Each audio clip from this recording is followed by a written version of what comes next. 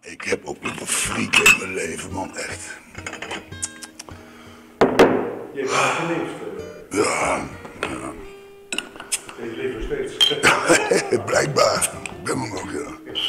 Ja, ik ben wel een diehard. Ik red het nog wel een paar jaar.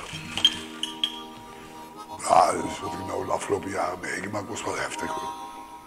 Maar...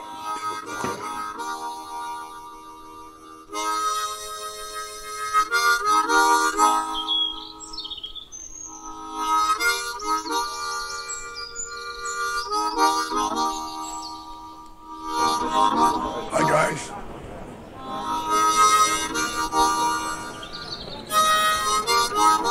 Hi. Hallo.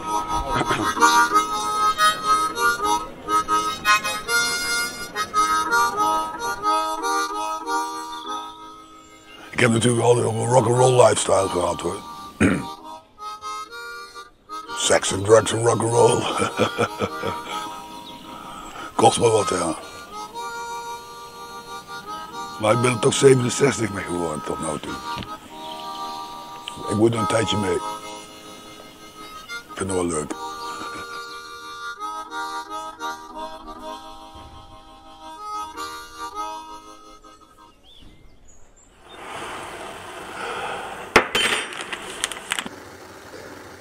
Ja, we woonden de weg van Siemengewald naar Gennep.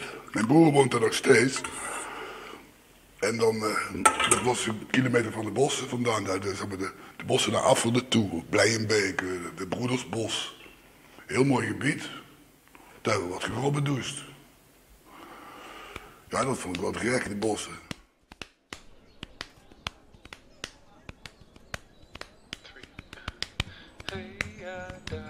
Wat kun je nu met je leven doen? Wat is je passie? Wat vind je leuk? Veel. Wat is veel? Vertel eens één ding dan.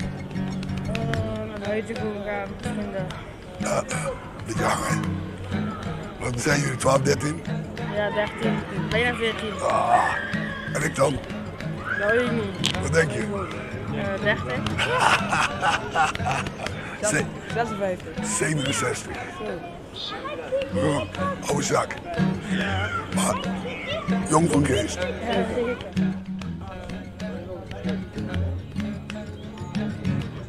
Nou, de stad is om te feesten, om te zuipen in de kroegen, om mensen te ontmoeten. En de natuur is even afschakelen, weet je wel. Even terug bij jezelf, rustig aan.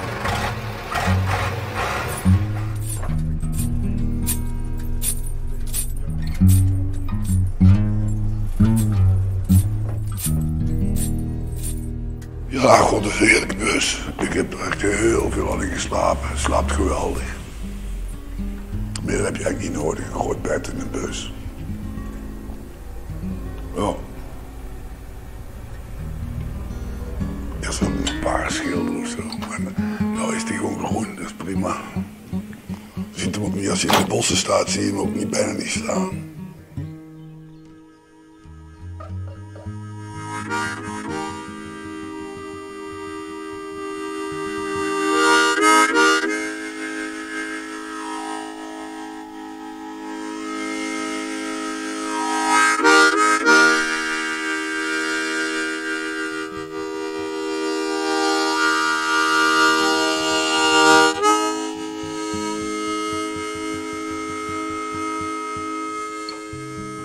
Ik werd dus steeds hezer. En toen was er een mevrouw. Die zei, Jos, ik zou eens een keer naar de dokter gaan met je stem. Ik zei, hey, bemoei je niet mee, dat maakt zelf wel uit. En toen ben ik toch maar een keer naar de dokter gegaan. En toen ging het in één keer heel snel. En toen moest ik naar Radboud. En toen kwam ze achter dat ik het kankergezwel had op mijn stemband. Een T3. T4 is de grootste, dus ik was al vrij laat. Dus er kwam op neer dat ik 35 bestralingen moest ondergaan. Maar dat is gelukkig niet uitgezaaid. Dus in maart afgelopen jaar hoorde ik, dus het is in december begonnen, die bestralingen tot half januari. En elke dag moest ik naar Radboud. En dan na 2 maanden konden ze zien of het weg was. Het was weg.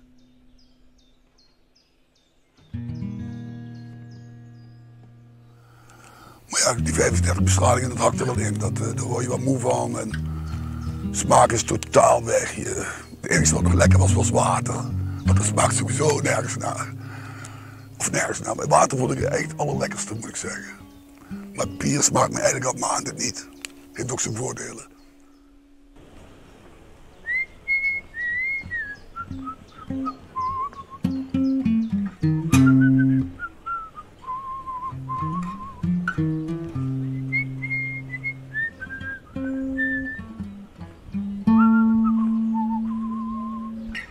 Ik wil wel een beetje een vrolijke boel van maken op een of andere manier. Want anders trek je niet. Dat depressieve gedoe heeft allemaal geen zin.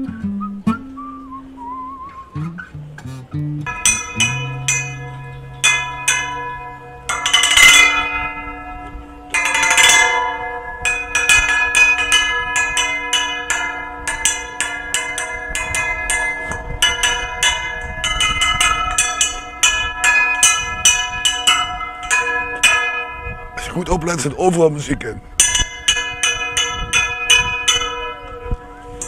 Ik wil eruit, ik wil eruit.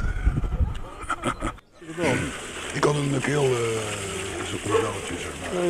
Kaartje. Dan heb ik 35 bestralingen gehad en dan is die weg. Ik kon nu bijna niet praten, dat was zo stil in de stad.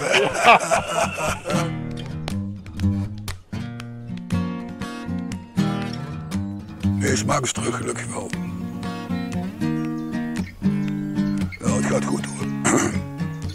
Mijn tumor is verdwenen door die 35 bestraling. De stem is nog niet opperbest. En ik ben nog wel vaak moe. Ik ben nog steeds niet de oude, want als ik een dag wil knallen, dan moet ik een week inleveren bij wijze van spreken. Dus ik moet me toch een beetje rustig houden. En een beetje rustig houden doen met de drank. Want ik heb medicijnen, die verdragen zich niet zo goed. Ik ben wel een paar keer echt dronken geworden. Dat mensen ook echt dachten van Jos, het gaat niet goed. Let een beetje op jezelf. Dus heb ik nog wel besloten iets rustiger aan te doen. Maar verder, alive and kicking. Gewoon doorgaan, tot het gaatje.